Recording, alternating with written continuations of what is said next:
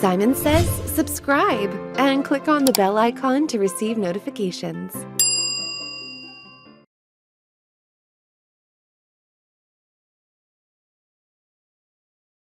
Welcome back, everyone. We just covered the basics of formulas, so we're going to turn it up a notch and cover the basics of functions. Now remember, functions are just the big, fancy, pre-built formulas that are in these easy-to-use packages for us. So functions are really what help you analyze and work with your data on deep levels and work more efficiently than the formulas do. We could spend hours upon hours upon hours on functions alone. So in this module, we're going to take a look at the basics so that you can start applying some of them today, and then you can add more advanced ones to your toolbox each day after. So let's get started. Here we are in our U.S. Agricultural Trade tab, and first thing we're going to do is look at the toolbar. We have a function tool on our toolbar. When you click on it, you will see all the possible functions that you have to pick from. If you click max, for example, it automatically got me started with this function. If I knew max is what I was looking for, I could have also just started typing equals and then started typing max, and you'll see the suggestions that appear. So first of all, let's look at the general layout of a function. It begins with a name, and then arguments that are housed inside of a set of parentheses. Now, the arguments inside of the parentheses are separated by commas. It's also important to know that each function has a syntax, meaning they have to have a very specific order that these arguments are listed in. So, when you work with a function in Google Sheets, it will show you the function's specific syntax, or order of arguments, with this wonderful little help window. It can be expanded to give you further assistance. So let's find the max of this trade balance column. I can select a range. Now in this case, let's find the max trade balance. So let's select the entire column and then make sure we've closed our parentheses. So make sure everything is correct and press enter. And there we go. That's the highest value in that column. Let's use another function. Let's use sum. So I'm looking at 1976. I'll bold it for you so that you can see what section of data we're looking at. Now this data is by month, but let's find what the total export and import and trade balance was for that year. So I'm going to use sum. I'm going to select the exports for 1976, close the parentheses, and press enter.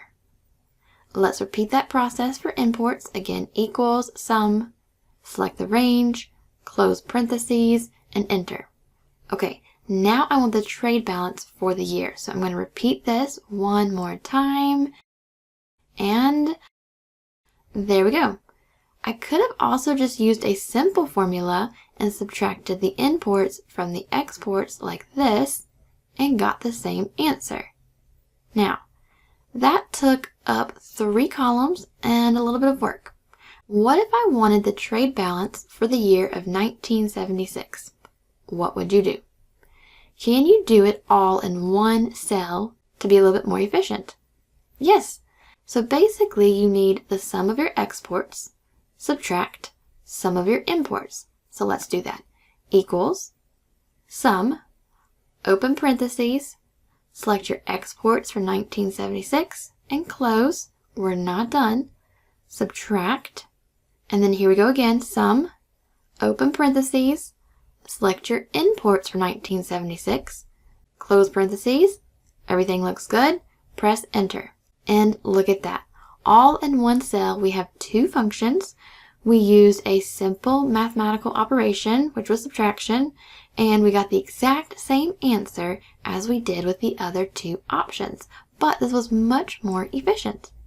So functions are efficient, and you can string them together like any other simple math. In some cases, you can even put functions within functions. So remember to always look up here at the toolbar and click on the function tool and look for the functions that are listed, because there's probably something for almost anything that you're looking for. So always check it out.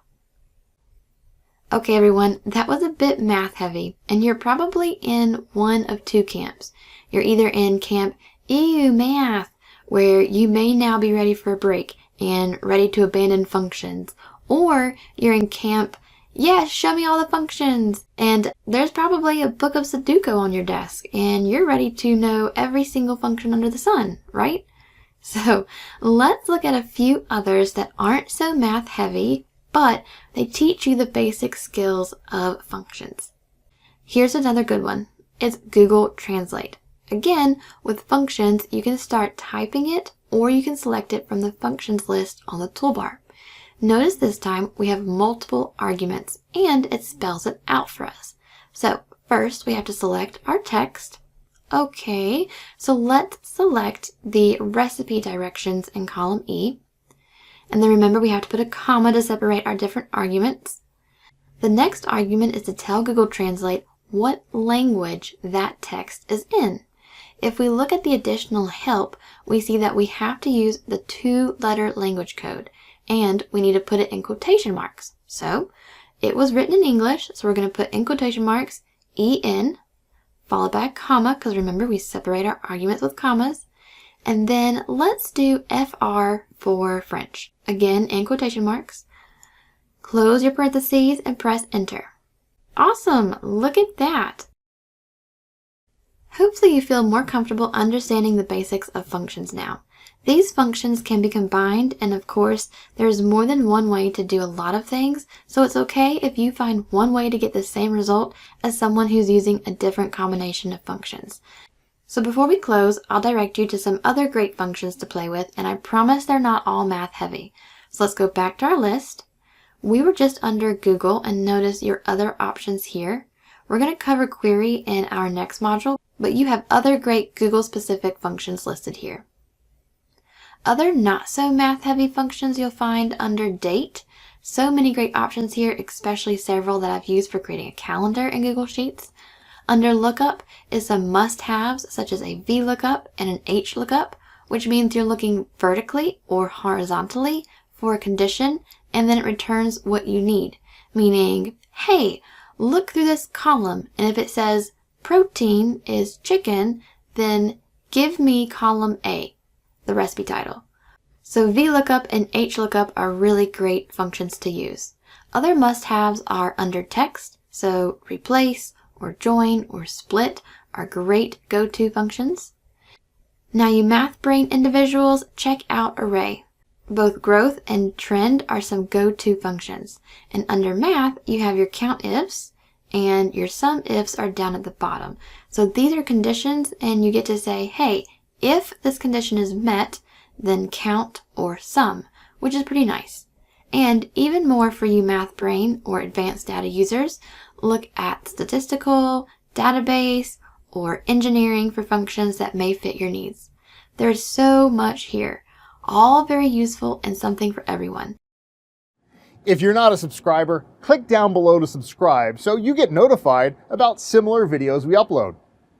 To see the full course that this video came from, click over there. And click over there to see more videos from Simon Says It.